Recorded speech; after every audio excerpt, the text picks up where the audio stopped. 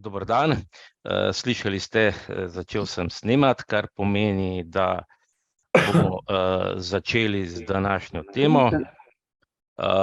Jaz bi za začetek pozdravil oba gosta, dr. Andreja Smrekarja, umetnostnega zgodovinarja, muzejskega svetnika v Narodni galeriji. Dober dan, dr. Smrekar. Hvala, da ste si vzel čas, pa da boste naš gost. Mislim, da ste ena velika enciklopedija znanja, tako da upam, da bomo lahko del tega tudi mi danes izvedeli od vas. Tudi lepo bi pozdravil Živo Rogelj. Živa, dober dan. Lep pozdrav prav vsem. Hvala, Živa, da si, bom rekel, da si bila posrednik, oziroma da si posrednik tega sodelovanja. Nekako upam, da bo to, kot bi rekli na koncu Casablanke, začetek enega lepega in dolgega prijateljstva med slepimi in Narodno galerijo, da bomo nekako začeli. Zdaj, doktor Smrekar, jaz sem na hitro predstavil, a ne. Zdaj bi še tebe nekako, jaz se te spomnim, to sva že govorila, kot si bila še novinarka v RTV-ju, v tisti, bom rekel, čudoviti ekipi, kulturni redakciji s Petrom Kuharjem na čelu, se mi zdi, da ste takrat bili kar en fajn tim, sicer ne vem, kako so zdaj, ne bom nič rekel, ne, ampak takrat, kakor sem še imel veze, je bil en fajn tim. Potem si me presenetila, ko si šla na Planet, ker si pač bila novinarka, zdaj sem celo našel ono zgodbo o kači, nekje. No, in na vrhuncu televizijske kariere si se pač odločila, da greš v odnose z javnostjo, v Narodno galerijo, ne. Tako da, zdaj, kaj je cajt, nimaš s seboj?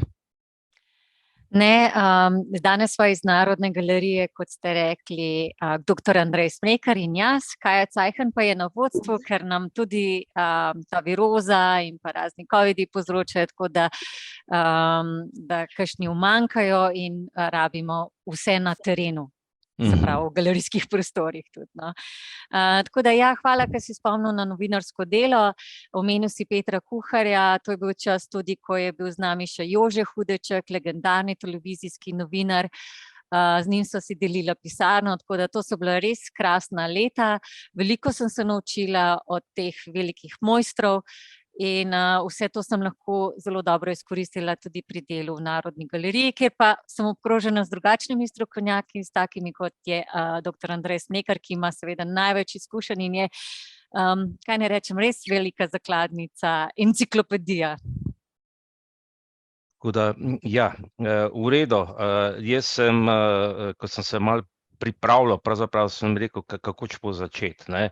Zdaj, midva sta se začela pogovarjati v tem smislu, da bi mi nekako začeli prilagajati stvari, a ne, za slepe in slabovidne, da bi jih spravili v galerijo k vam, ker je v bistvu ste pripravljeni, da nekako delamo opise in poti in te zadeve, a ne. Zdaj, razstava, ki je zdajle poteka, je Matej Strnen, a ne. Doktor Smrekar, jaz sem bil na otvoritvi takrat in moram priznati, da bom rekel, da mi je bilo po svoje, mi je bilo žal, zato ker je bila taka gneča. A ste bili presenečeni, da je pravzaprav toliko ljudi prišlo na otvoritev? Ne, presenečen nisem bil, ne. Matej Strnen je eno od osrednjih imen v zgodovini likovne umetnosti vsaj 20. stoletja, pa lahko govorimo o slovenski umetnosti v zgodovini sploh, ne. Tako da je bilo pričakovano, da se bodo ljudje odzvali, da jih bo zanimalo, kako Strnena danes vidimo. Njegova velika retrospektiva v Moderni galeriji je bila skoraj pred 50 leti. In takrat je bilo še enkrat več umetnin razstavljenih, ne. Jaz mislim, da je to pot z nekoliko bolj omejenim izborom izstopila resnično njegova kvaliteta, ne. In da je to ena od prednosti današnje predstavitve. Drugače pa Matej Strnen, četrti impresionist, kadarkoli o slovenskem impresionizmu govorimo, ga vedno vtaknemo na to nehvaležno četrto mesto, brez medalje in brez akademije znanosti in umetnosti. On ni bil član, Jama in Jakopič sta pa bila. Je bil pa edini, ki je pa imel akademsko izobrazbo, med impresionisti. To je pa res. Jakopič je rekel, da mu Ažbe, ki je predstavljal resno študijsko delo, da mu Ažbe ni mogel nič dati, da je bil pa Strnen najbolj Ažbetov. In Strnen je akademijo končal na Dunaju že leta 1996. To je veliko prej, kot se je katerikoli od njegove generacije resno začel ukvarjati z likovno umetnostjo. Vsi so bili v nekem procesu in vmesnem stanju. Potem so pa leta 1900, ko so ustanovili umetniško društvo v Ljubljani, vsi prišli z Münchna v Ljubljano, oziroma Jama se je drugod potikal. Strnen je pa takrat šele k Ažbetu prišel in je ostal z njim potem do zime 1906-1907. Dajte mi povedati, pravzaprav dve stvari me zanimajo. München. Zdaj, München je pravzaprav več ali manj zdaj industrijsko zadeva. Malo mi je čudno, zakaj je tako pomemben München bil takrat in v bistvu, zakaj so pravzaprav impresionisti tako popularni. Ne samo v Sloveniji, ampak po celem svetu. Japonci kupujejo ko nori, ti impresioniste. Torej, tukaj so da več razlogov. Prvič je oblikovanje Münchna kot umetnostne prestolnice. V 19. stoletju je nastala ta samostojna bavarska država, ki je sistematično investirala v likovno umetnost, v izgradnjo inštitucij, ki se je začela s staro pinakoteko, potem so ji dodali novo pinakoteko, danes imamo še pinakoteko moderne, potem vrsto razstavnih objektov. Ta Glaspalast, steklena palača, je ena tistih palač, ki jih začenja Kristalna palača v Londonu na veliki svetovni razstavi 1851. München tudi nekaj podobnega postavi. To je namenjeno najrazličnejšim razstavam, ne samo likovne umetnosti, se razumemo, ampak v njej je običajno Münchensko umetniško združenje prirejalo razstave in na eno takih razstav je uspelo priti tudi Mateju Strnenu. Potem so v akademijo investirali sistematično in tako je ta velika investicija v likovno umetnost v vsakem pogledu botrovala nastanku umetnostnega središča, ki je poleg Pariza bilo do preloma stoletja najpomembnejše. Berlin se šele potem kasneje vzpostavi. In ta akademija je potem privlačila profesorje in študente praktično z vse Evrope, z vsega zahodnega sveta, tudi Američani recimo so tam študirali, pa Irci in tako naprej. In v tem kontekstu potem je nastala tudi Ažbetova šola. Dunajsko akademijo so študentje običajno zapuščali zaradi tega, ker je bila nekoliko bolj konzervativna. Münchenska akademija je pa leta 1885 izvedla kurikularno reformo, kar je pomenilo zelo poenostavljeno rečeno, da so od idealne lepote, od umetnostnih predlog, antične plastike, starih mojstrov, prešli kar na poučevanje neposredno z živimi modeli. V starem kurikulumu je živi model pomenil korekcijo, neke vrste korekcijo, dopolnilo. tukaj pa so začeli delati z živimi modeli in to je tisto, kar je Strnena pritegnilo in je pri Ažbetu rekel, da mora nekatere nedostatnosti še popolniti. To pomeni, da so mogli hitro risati, a ne? Ker pri živem Ja, modelu to je je verjetno treba... Ena od posledic je tudi ta, ne. To je prvič, študent je takoj soočen z ogromnim številom informacij in si mora nekako oblikovati nek sistem prioritet in načina podajanja, ne. Druga posledica je bila pa ta, da so profesorji spreminjali položaje modelov, drže modelov in so morali študentje zaradi tega veliko hitreje risati, ne. Tako so zginile določene, v glavnem, so zginili določeni risarski mediji, ne. Svinčnik je ostal tisti najbolj uporaben medij, ne. Kreda tudi še v nekem smislu, medtem ko perorisba ne. Perorisba je bolj medij, ki je prikladen za slikanje iz glave, ne, na pamet, po spominu, ne. No in ta naprednost te akademije je bila ena od privlačnih točk, od leta 1892 naprej pa ustanovitev Münchenske secesije. To je bila umetniška organizacija, ki se je izločila iz te sindikalističnega umetniškega združenja. Münchner Künstlergenossenschaft je to bila. Naj rečeva, Anton Ažbe je bil naše gore list, ne, ki je bil, ta njegova šola je bila evropsko izredno uveljavljena, ne. Tako je, Ažbe je prišel skupaj, to je skoraj istočasno s Kubilco in z Veselom v München. Kubilca na akademiji ni mogla študirati, ker žensk niso sprejemali.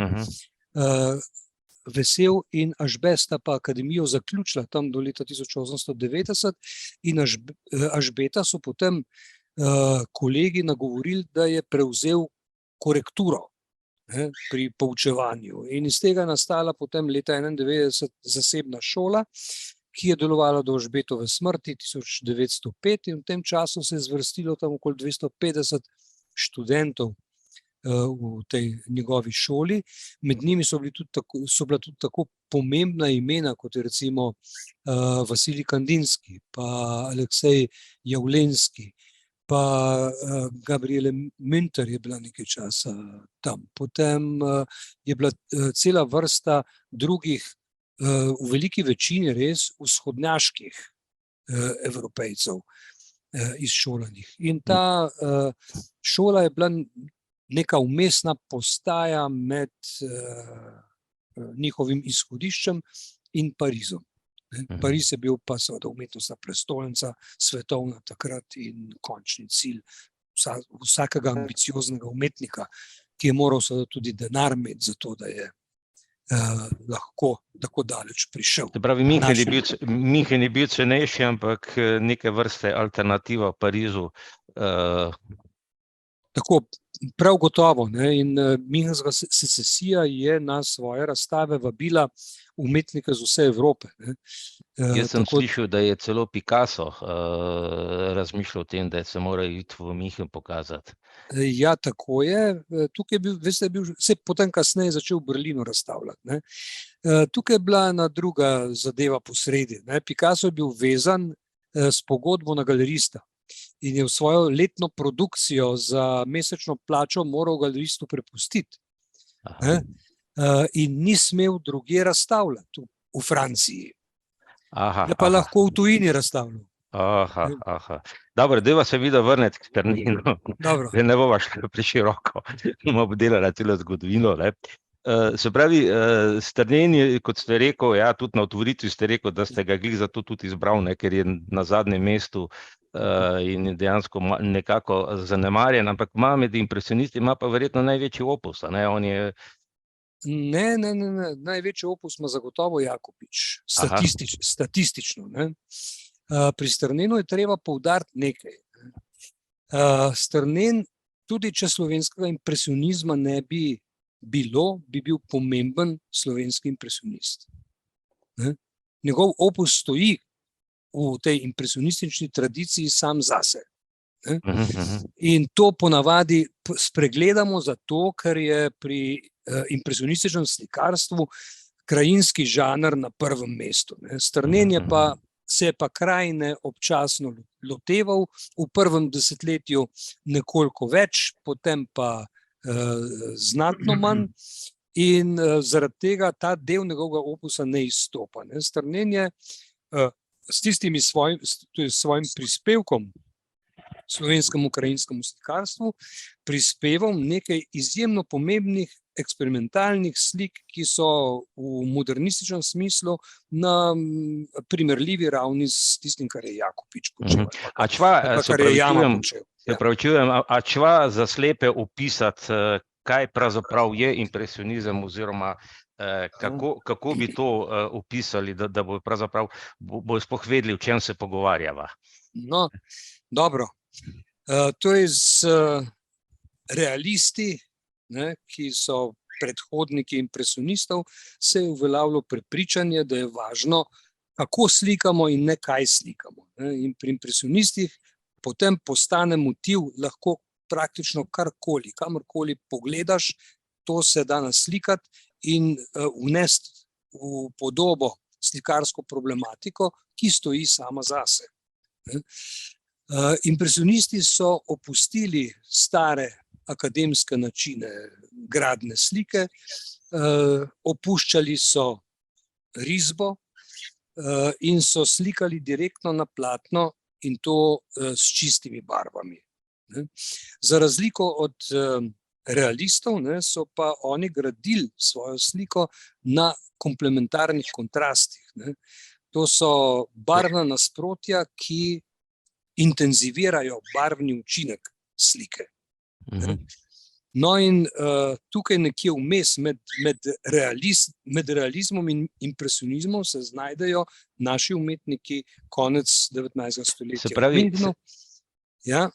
Se pravi, bi rekel, če opiševa, slike so v bistvu bolj meglene, bolj v bistvu tako nekako tudi slepi vidijo realnost. Impresionisti polagajo čiste barve drugo zraven druge na platno.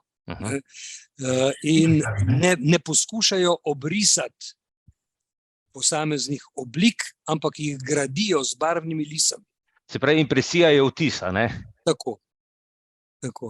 Tukaj so nas učili, če se prav spomnim. Če lahko posežem tukaj vmes. Ja, izvoli, Žiga. V Narodni galeriji se bomo seveda v tem letu bolj spoznali z vso problematiko in pa specifiko, kako predstavljati dvodimenzionalno vizualno informacijo slepim in slabovidnim. In ravno pri impresionistih, recimo, če sliko gledaš od blizu, pravzaprav skoraj da ne vidiš, kaj je narisano, ker vidiš samo nanose plasti barv in tako, ko se pa umakneš nazaj, pa v bistvu šele dobiš eno podobo. To je lahko žareče sonce ali pa neka hiša, neka kompozicija. Tako da tukaj pri impresionistih se bomo morali naučiti, kako dobro predstaviti vizualno informacijo slepim in slabovidnim, in tukaj si želimo tudi vaše pomoči, vašega odziva. No, Brane, izvoli. To je risanje z pikicami, čeprav vem. Ja, na nek način, ja. Pri impresionistih so sicer te barvne lise nepravilnih in različnih oblik, različnih velikosti lahko, na koncu, v poznih 80. letih, se pa tako imenovani pointilizem pojavi, kjer pa s pikicami gradijo sliko po enakem principu. In ta princip ima malo aure znanstvenosti, sistematičnosti in tako naprej. Kritika začne govoriti o zidavi slike. In to se pri Jakopiču nekoliko pokaže na začetku 20. stoletja v njegovih eksperimentalnih potezah. Ko so lise približno enako velike uniforme. Ja. Ravno ko imamo vodstva za slepe in slabovidne, v Narodni galeriji pri impresionistih uporabljamo tudi določene rekvizite. Radi pokažemo slikarsko lopatico, s tem so nanašali barve na platno. Potem pokažemo tudi, imamo reprodukcijo ene slike, tako da se čuti ta nanos barv, različne višine in tako. Potem uporabljamo tudi čopič pokažemo in pa recimo pokažemo pri sliki, Groharjevi sliki Macesen, damo tudi otipati ljubje Macesna, tako da, ker slik se seveda v Narodni galeriji ne smemo dotikati, lahko pa s temi rekviziti pomagamo pri razumevanju. Še kakšno vprašanje, jaz nadaljujem. Pri slepih in slabovidnih je zadeva taka, mi moramo ločiti dve vrsti, ne. Eni so kasneje oslepeli, eni so prej, ne. Recimo Brane je kasneje oslepel, ne, in Brane si zna predstavljati te pikce in te zadeve, ne. Recimo, ne vem, Joža, ki je pa od rojstva slep in je težko, ne, Joža, te slike gledati, opise. Ja, to je tako, no. Enkrat je bila tlele na šoli, ker je bila še šola tle. Je bila pač neka razstava, sicer je bila zemlja, pa kamni so bili postavljeni, ampak zraven je bil pa napisan še tekst. Samo to je bilo pa že nekaj časa nazaj, ne vem koliko časa, takrat je bila še šola. In jaz sem šel to razstavo pogledat. Ta razstava je pa sicer, mi smo rekli, večnamenski prostor, ker se je marsikaj noter dogajal in tam not vem, da je bila neka brošura, pa kaj je bila zemlja, pa kamni, pa ne vem, taka korita so bile. In to je pač določene stvari so se tam predstavljale in je bilo tam napisan ubraja, takole je bila, rekel, takale tabla in pa je bilo tako napisan, kaj je Boga, ne. Tako. Drugače pa tako, če gremo mi v kakšen muzej, imamo pač vodiča in vodič pač pove tako, da Ja, jaz se spomnim, ko sem bil leta 2000, ne vem, kje sem bil, ničesar dotikati, ničesar ni bilo opisa, pa smo šli za slepimi v galeriji, mislim, da je bila ena velika razstava, ne vem, moderni, ali kje je že bilo. Skratka, bilo je bi rekel, prav neumno sem se počutil, jaz kot videče, ko sem bral slepe na ogled. Jaz vem, da smo enkrat mi s Centrom slepih šli, meni se zdi, da s Centrom slepih, se opravičujem, smo šli pogledat en muzej, smo šli glih v Narodno galerijo, ampak neko razstavo. In vem, ko sem se jaz hotel dotakniti slike, je on za mano stopil, pa je rekel potihem, ne šlata.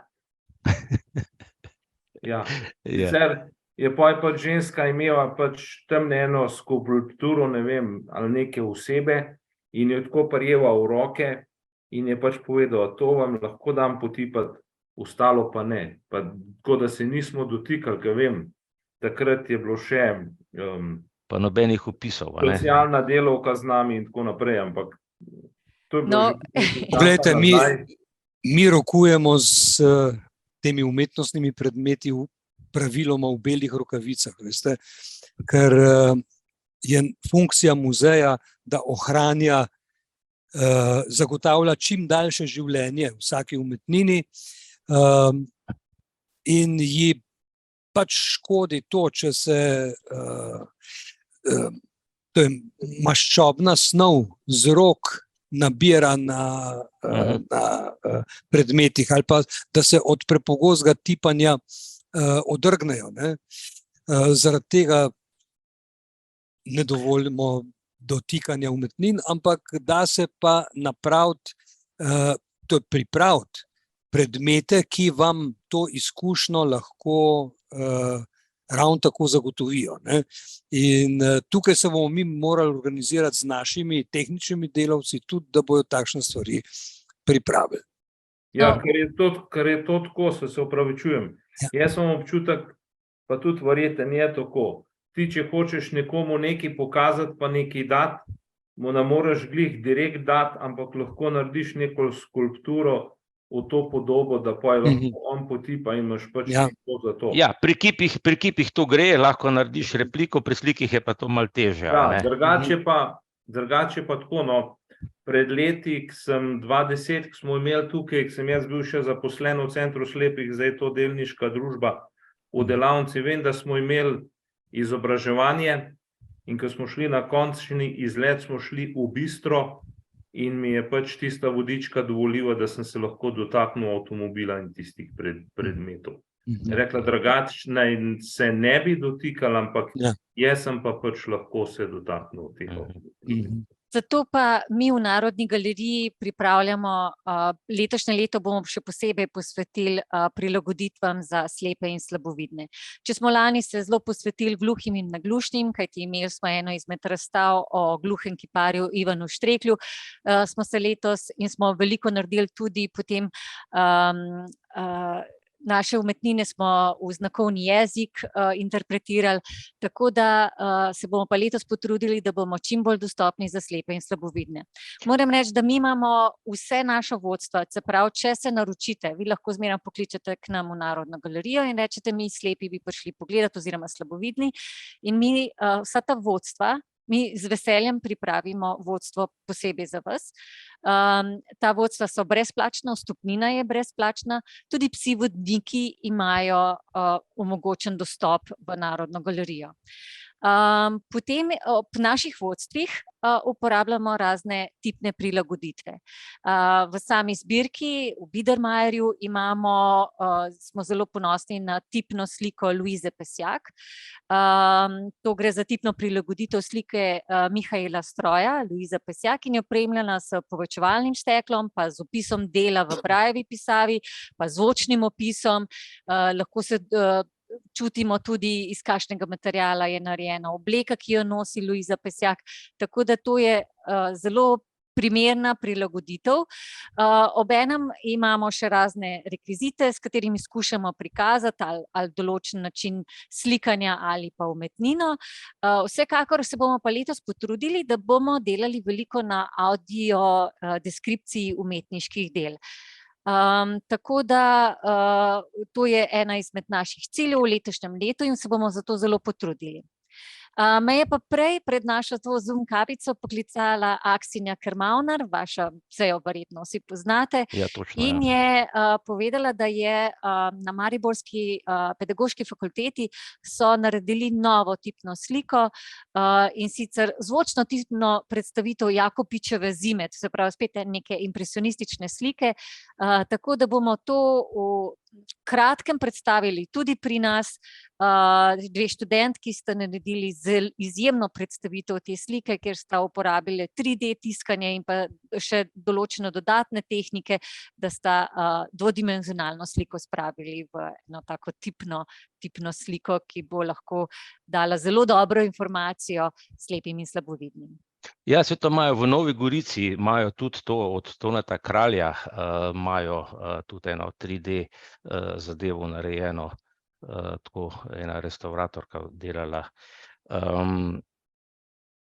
Pa še nekaj, Dušan. Zdaj, ki glih gospa govori o teh tipnih slikah. Tukaj pri meni v Centru slepih je bila ena študentka socialne pedagogike, inkluzije, socialne pedagogike, in je prinesla pač to tipno sliko Sejalca od Ivana Groharja. Jaz sem to preučil, tako da sem v bistvu povedal, kaj pa kako. Sicer določene stvari me niso motile, ampak glede na to, da v tekstu to ni pisal, sem pa tudi kolegici rekel in sem rekel, da mene pač, ki je imela na travi tako kot rože, tisto me ni motil, da se razumemo. Ampak ker ni bilo v tekstu, potem sem rekel, naj to da preč. Tudi ona je pač predlagala, da je to preč. Joža, hvala. Zdaj se me spomnil, tukaj imam seboj Živa. A boš ti prebrala ali jaz preberem tole opis? Lahko preberem In namreč z Zvezo društev slepih in slabovidnih smo se domenili, da bi vsak mesec izpostavili eno umetnino. To boste na vaših različnih platformah objavili. Mi smo za mesec januar izbrali sliko Marka Perenharta, Gorica na Vrbskem jezeru. Čisto naključje je tisti, ki vidite, da je ta slika reprodukcija seveda za mano, v moji pisarni, original je pa v stalni zbirki dobro zavarovan. Tako da mi smo se zdaj poskušali približati temu, da bi bil ta opis čim bolj primeren za slepe in slabovidne. Verjetno nam ni, mogoče ga lahko še popravimo in tukaj so vaši nasveti zelo dobrodošli. Zdaj bi pa prebrala, če lahko. Ja, izvoli. Tako. Avtor slike z naslovom Gorica na Vrbskem jezeru je slovenski slikar Marko Perenhart. Naslikal jo je na platno, visoka je 42 cm in dolga 51 cm. Slika predstavlja drsalce na zaledenelem Vrbskem jezeru v Avstriji. Zgornji 2/3 slike predstavlja nebo, ki ga prekrivajo beli oblaki. Na nekaterih mestih se oblaki umaknejo, da lahko vidimo tudi nekaj modrega neba. V spodnji tretjini levo in na sredini je zaledenelo jezero, na katerem se drsajo ljudje. Na skrajnem levem robu gospod pred sabo poriva sani, na katerih sedi gospa oblečena v debelo krilo. Na polotoku v ozadju jezera stojijo različne stavbe, med njimi tudi gradič iz 17. stoletja. V spodnji tretjini, desno, na zasneženi obali jezera stoji majhna kamnita hiša. Pokrita je z leseno streho, na kateri je ostalo še nekaj snega, z njenih robov pa visijo ledene sveče. Pred hišo je na obali zasidran čoln. Na njegovem levem robu sedi gospod s pipo, ki opazuje dogajanje na jezeru. Levo od njega, na zaledenelem robu jezera, prizor spremlja tudi lepo oblečeni par. Moški ima na glavi klobuk in v roki palico, njegova spremljevalka pa je ogrnjena z živo rdečo ruto. No, to je opis slike. Zdaj, jaz sem Čiri Darinka, zdaj si pa ti na vrsti. Ja, dober dan vsem skupaj. Kakšna je živo rdeča barva? Naprimer, kako bi jo opisali slepemu? Jaz sem slabovidna, jaz vem, kakšna je barva rdeča in tudi nimam barvne slepote. Tako da to me je mogoče zmotilo. No, včeraj sem tudi rekla, kdo je zelo lepo oblečen, kakšen je zelo lep oblečen par, lepo oblečen, ampak ste potem še povedali naprej, ker se spomnim doktorja Evgena Bavčarja, ki je vedno rekel brez pridevnikov, lep, čudovit, da pač je to treba opisati, ampak potem, ko sem še enkrat prebrala, piše naprej, kakšen je ta par, kaj pomeni zelo lepo oblečen par. Ampak res ta živo rdeča, ko me nekdo potem vpraša, jaz ne bi znala povedati. Veliko sem dala že skozi vseh veččutnih vodenj v umetnostni galeriji, bila prisotna, pa sem še vedno v projektih pedagoške fakultete, tam, kjer je doktor Aksinja Kermauner tudi, tako da zdaj skozi leta sem se že veliko naučila, pa če bi zdaj še samo to dodala, da mi v Mariboru prikažemo v sodelovanju s študenti likovne pedagogike in z njihovo mentorico, dr. Nejo Hercog, veliko teh naprimer, bom dala za primer deklico z oranžo, Ivana Kosa.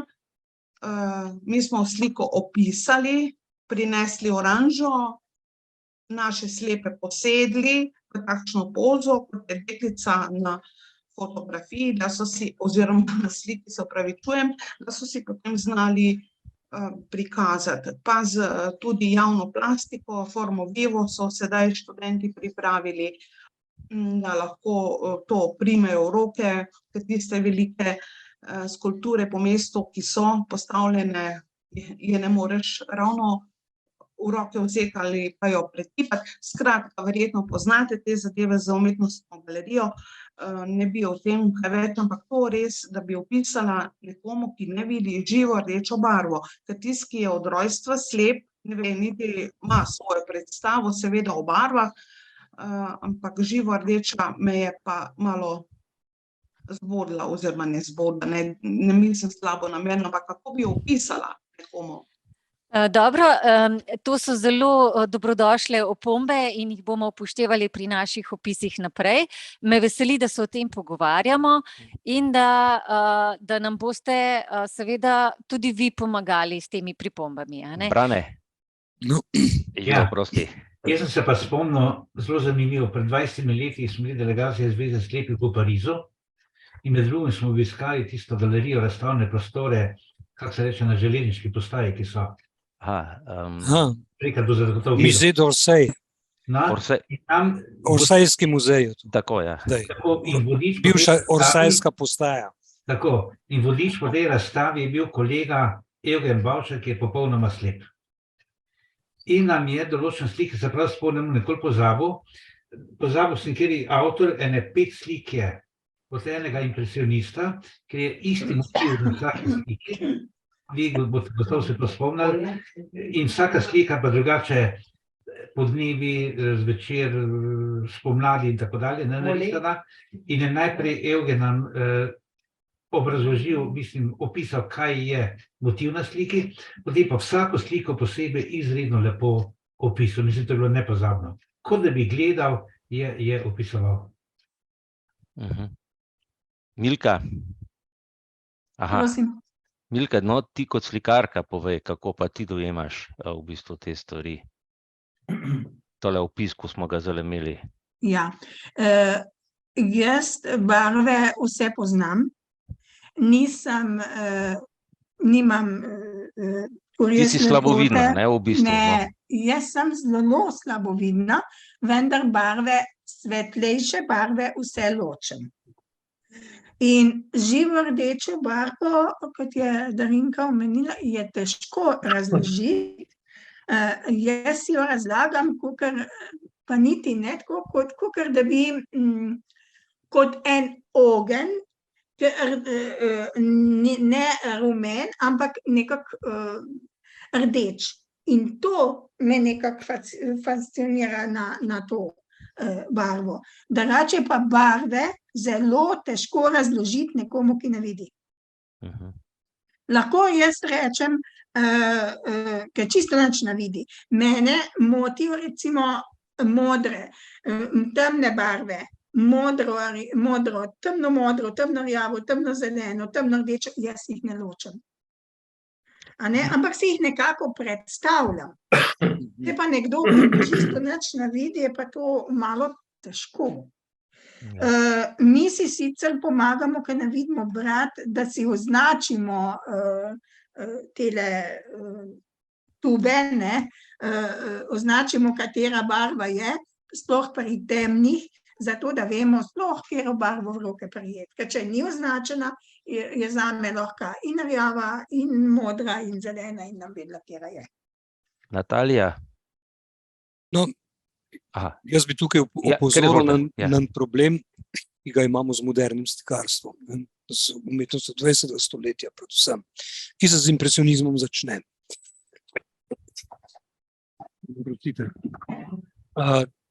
Opis slike, ki smo ga poslušali prejle, je opis Biedermeierske slike, kjer so detajli zelo razločni in se da sliko opisati.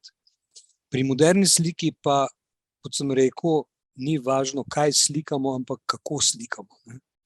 In se te stvari spremenijo potem v značaj slikarske poteze, v barvne kombinacije in podobno. In tukaj je mogoče izziv za nas, kako potem neko predstavnost o takšni podobi ustvariti za slepe in slabovidne.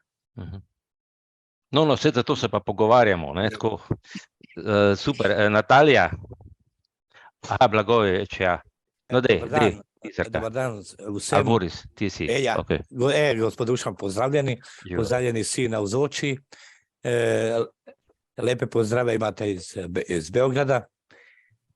Jaz bi gospod Živo eno vprašal nekaj, ali Narodna galerija ima možnost, da mi kot kateri zastopimo slovenščino, ima nekakšno online platformo, če pridem gore, jaz na njihov spletno stran, če imajo zvočno opis njihove vsebine, kaj se imajo, kaj vsebuje ta Narodna galerija. Ja, Narodna galerija omogoča dostopnost spletišča, tako kot je to določeno z zakonom. To smo mi v bistvu v začetku leta 2021 vzpostavili. Tako da imamo ta različne barve kontraste dostopne, da je mogoče našo spletno stran uporabljati samo s tipkovnico, tako da se navigira brez miške, Se pravi, imamo tudi te ustrezne barvne kontraste, nimamo raznih utripajočih vsebin, potem lahko se poveča velikost črk, brez da se izgubi vsebina, da se prikaz vsebin je možno za uporabnika podpornih tehnologij, to se pravi, da imaš bralnika zaslona ali pa Braillevo vrstico. Tako da mi smo se, naša spletna stran je dostopna, če pa govorimo tudi o umetninah, imamo sicer zdaj zvočne opise umetnin nekaterih, predvsem tistih najbolj znanih umetnin. Kot sem pa rekla, bomo pa letos še posebej naredili audiodeskripcijo umetniških del, izbranih del, prav za slepe in slabovidne, tako da bomo skušali to likovno-kulturno dediščino približati tudi vsem. Živa, a bi bilo možno, jaz, ko sem bil zadnjič na otvoritvi, sem videl tam, ko so tiste reklame, da imate tele zvočne vodiče, se pravi, jaz si sposodim zadevo in bi v okviru tistega bi lahko v bistvu naredili opise, ko greš od slike do slike, in tam pol ti si pred to sliko, ti pove nekaj zgodovini slike, bi pa lahko mogoče s tistim vodičem pa naredili v bistvu kot, Tako je, ja. Mi smo, to bi že naredili ob Strnjenu, ki pa smo ga odprli lani, tako da bomo z našo z našo prihodnjo veliko razstavo, to pa bo Rembrandt, grafike Rembrandta bodo na ogled v aprilu dalje, bomo poskušali narediti prav ogled z avdiovodniki za slepe in slabovidne. Pripravili bomo tudi, kot smo slišali na enem izobraževanju, ki ga je zveza tudi pomagala organizirati, da že pred samim prihodom bodo lahko na naši spletni strani dobili navodila za obisk. To se pravi, kje se vstopa, kako deluje prostor, kako se usmerja po prostoru in seveda te osnovne informacije o naših umetninah. Lahko nekaj rečem? Izvoli, Darinka. Ne vem, če znam roko dvigniti, ne vem, kaj se vam predstavlja. Si jo. A sem? Ja. Skratka, nekaj je migetalo pred menoj. Želela sem povedati, da na spletni strani Umetnostne galerije Maribor obstaja naša stran skupine s posebnimi potrebami, kjer imamo program za slepe in slabovidne osebe, med drugim imamo tudi povezavo, klik na opise na zvočne opise. Tukaj pa smo naredili v sodelovanju tale Umetnostna galerija in Radio Maribor,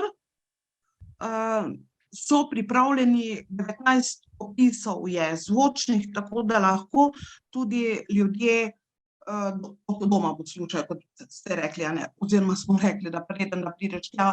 Skratka, je že, moram reči, veliko narejenega, trudijo se, vedno so pripravljeni, tako kot je prej gospa rekla, da se najavimo, pa potem nas gospa Brigita Stanat sprejme. In moram pa povedati, da naše običajno ogledi razstav imajo en čas, recimo, ne vem, 1 uro, mi bomo zagotovo porabili 2 uri pa pol, ker mi smo toliko firčni, da sprašujemo in njo to veseli, se vidi, da se zanimamo.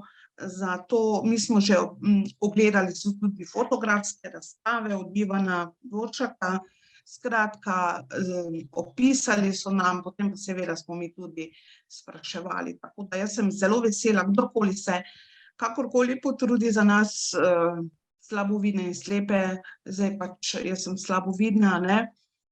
In sem Dušanu rekla, da ima naslednjo nalogo, da me pelje v Narodno galerijo, ker bili so študenti 14. decembra, mislim, da pri vas v Ljubljani, z pedagoške, iz Maribora, ampak so me želeli s seboj vzeti, jaz sem bila pa zadržana. Tako da, Dušan, planiraj najin ogled. Ni problem, še živo bova zdaj zraven. Torej, toplo dobrodošli. Fino bi bilo, da bi se tudi srečali in da potem iz prve roke, iz vaše roke izvemo za stvari, ki bi jih lahko izboljšali ali pa da morda slišimo tudi kakšno pohvalo.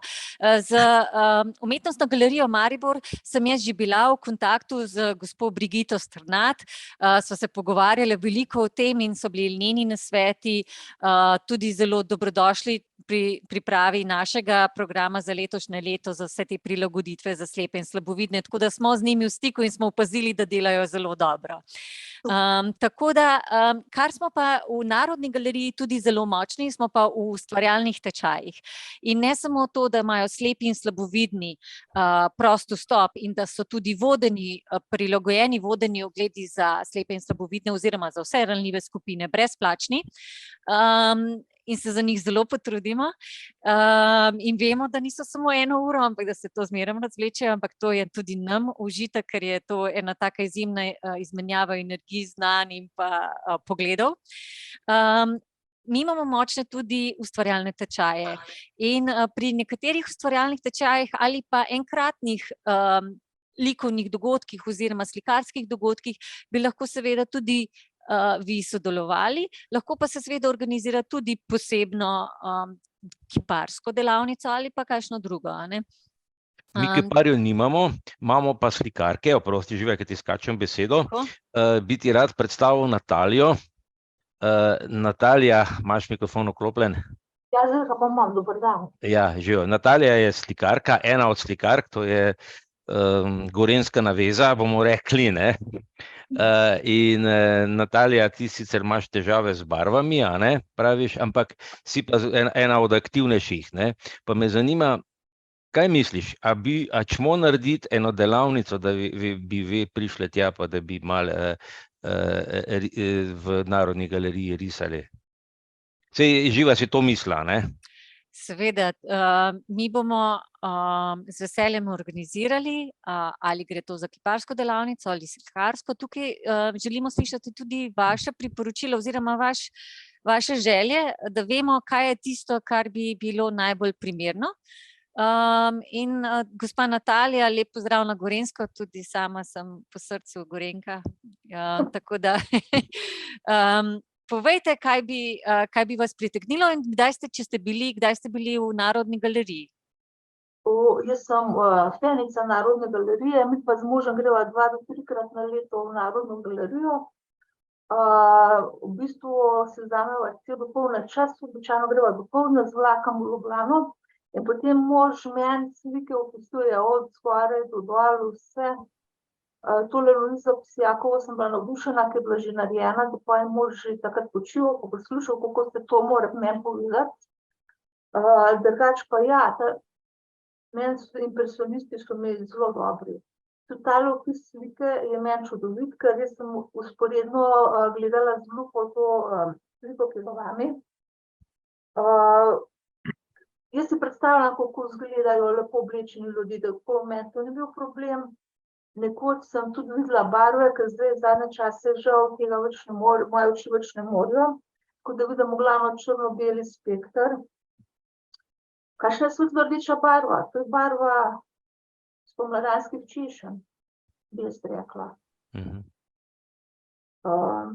Drugače pa jaz mislim, da bi bilo zelo fajn, če bi naša skupina se udeležila kakšne delavnice v Narodni galeriji.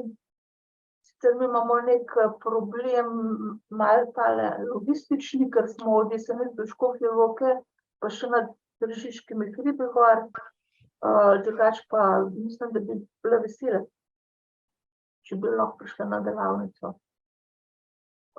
če je to možno enkrat februarja, marca. Januarja imamo vse toliko nekih stvari, da se ne bi dalo videti. No, to se bomo že uskladili terminsko, ne Živa?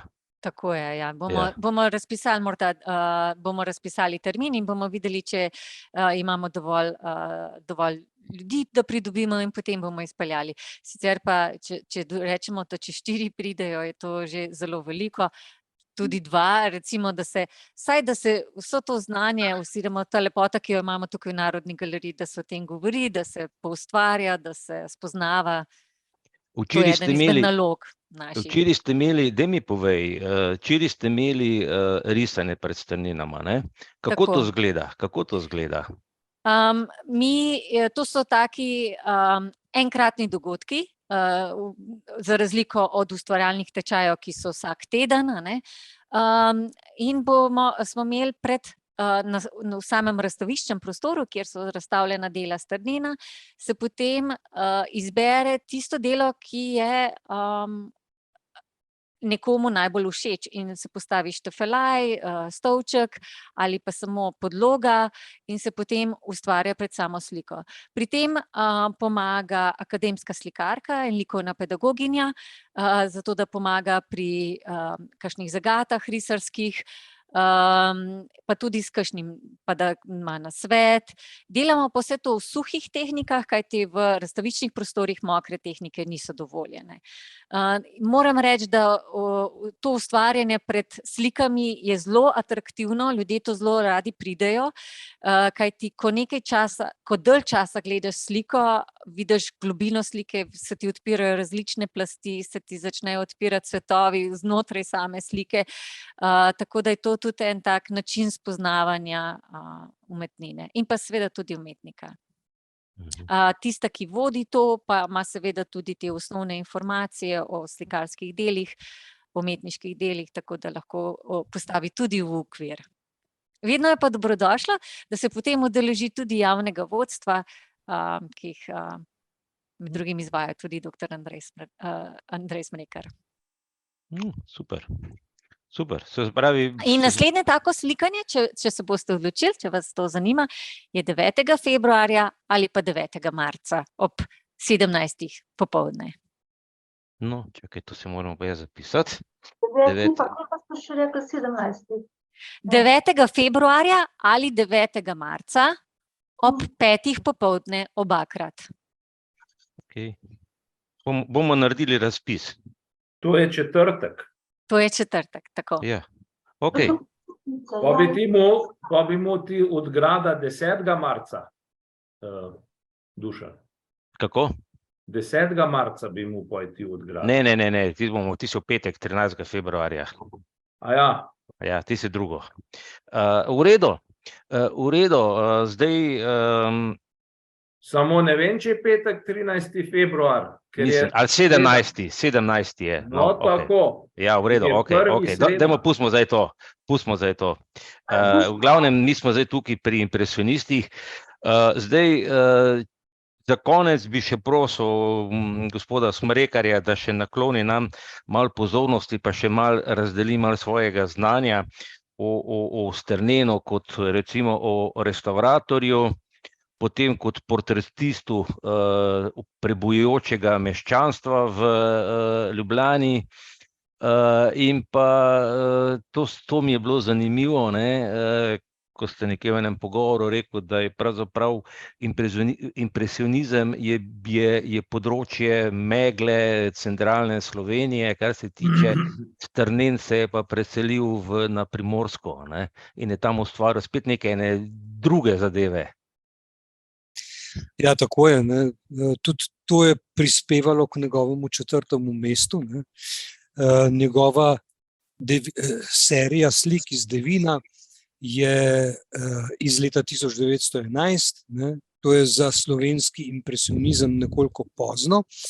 Hkrati pa je to mediteranska primorska pokrajina, kjer je svetloba drugačna, kjer so obrisi veliko jasnejši, kamniti kras je nekaj trdega, zloženega, arhitektonskega, če hočete, slovenska impresionistična slika je pa zgrajena, kot bi rekel Jakopič, kakor sanje, ne, je taka dematerializirana, atmosferska, razpuščena, in zato so naši predhodniki umetnostni zgodovinarji vedno poudarjali, da je impresionizem stvar osrednje Slovenije, ljubljanske megle, če tako metaforično povem, ne, tega subalpskega, vlažnega podnebja, v katerem se te forme razpuščajo, in takšna je to je impresionistična podoba, ne. No, Strnjen je pa v Devinu ustvaril slike, ki jih lahko primerjamo s tistim, kar se je v francoskem impresionizmu nadaljevalo s fauvizmom, ne. Tudi fauvisti so motive francoskih impresionistov prestavili v Mediteran, ne.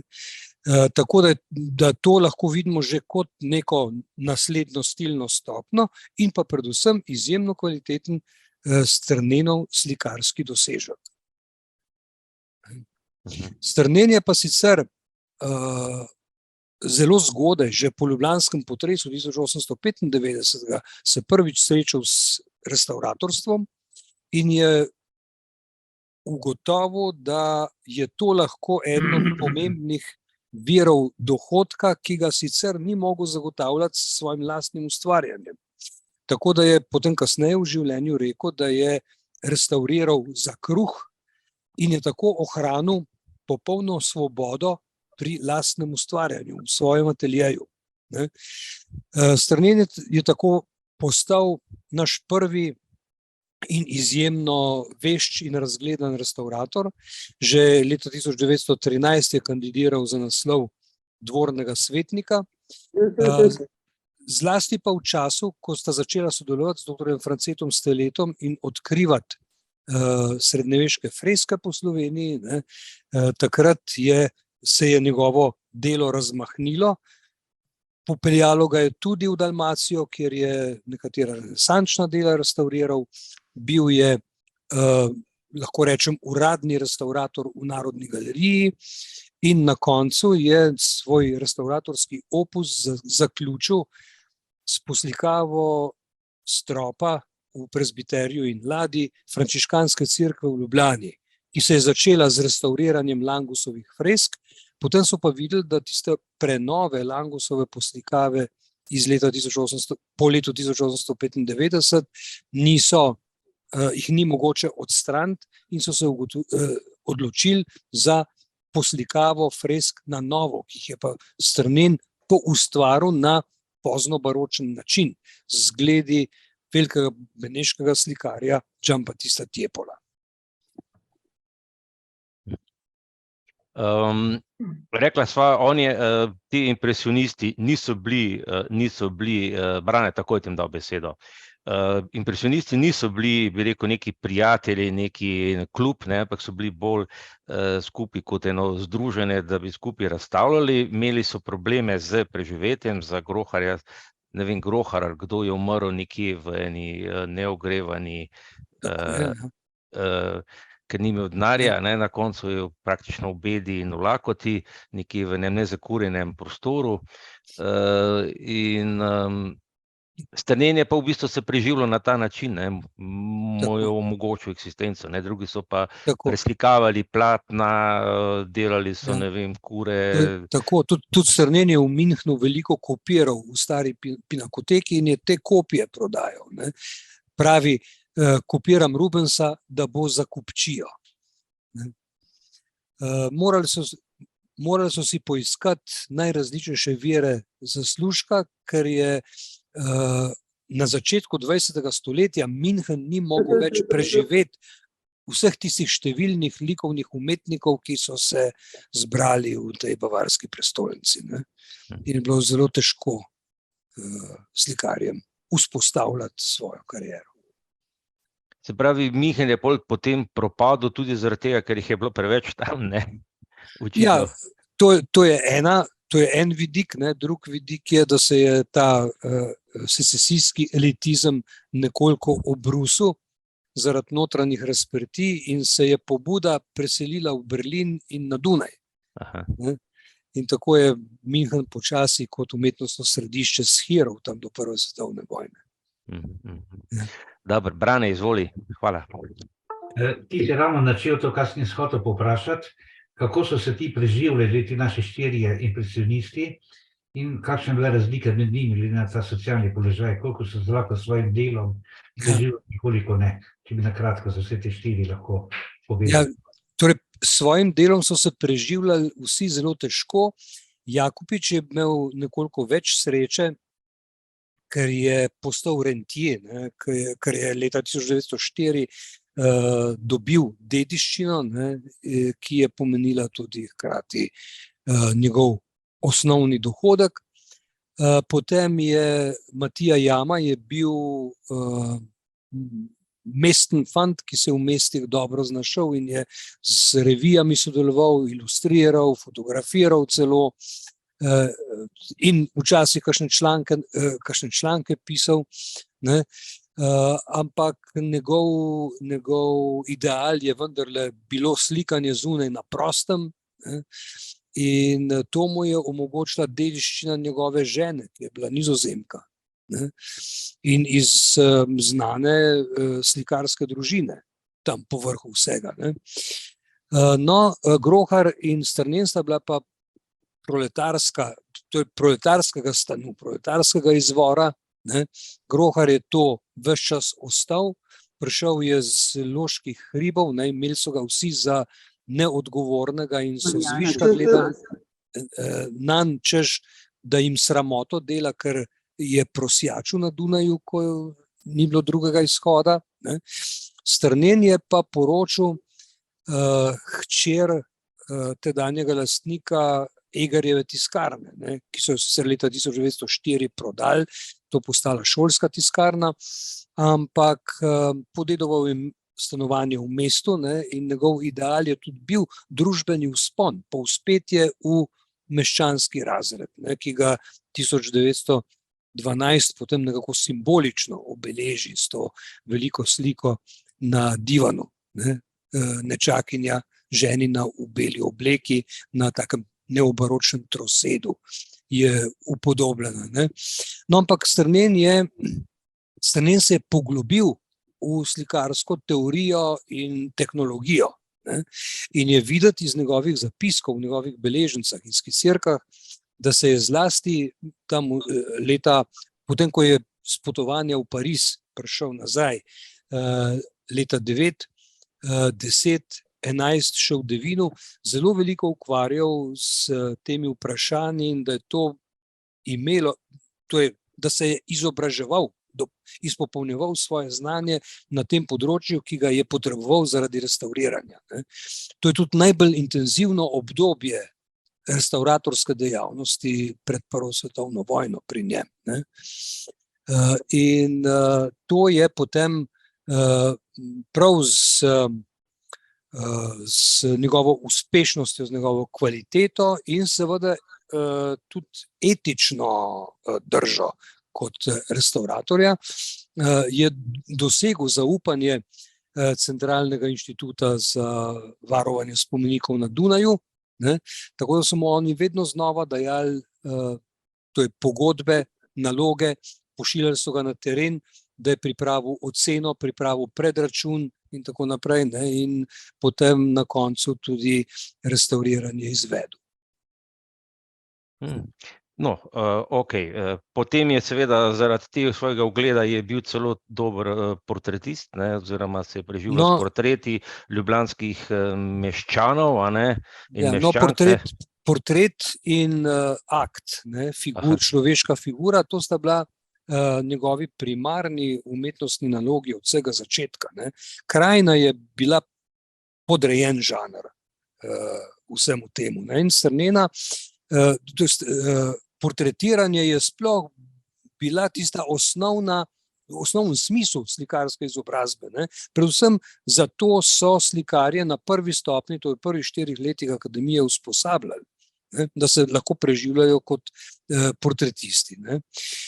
No, strnjena so pa potem že leta 1909 na razstavi, ko je portret Tončke Gaber razstavil, pa starejšo sliko svoje partnerke Roze Klein, pa prijatelja Anteja Gabra, so ga razglasili za najboljšega portretista takrat pri nas. Ne.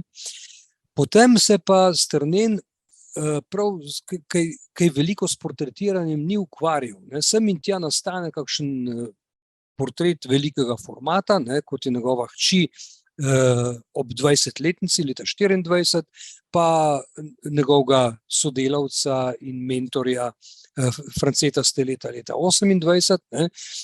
Šele v 30 letih, ko preneha tudi poučevanje na arhitekturi in na šoli Probuda, obrtni šoli Probuda, je dobil naročilo za portret Frana Vindišarja, predsednika Društva Narodna galerija, pa starše Josipa Regalija, ki je bil tudi ustanovni član Narodne galerije, pa potem škofa Rožmana, pa škofa Tomažiča, to je mariborskega škofa, pa Marka Natlačena in tako naprej. In po sredini 30 let se ta portretna naročila začnejo eksponentno povečevati.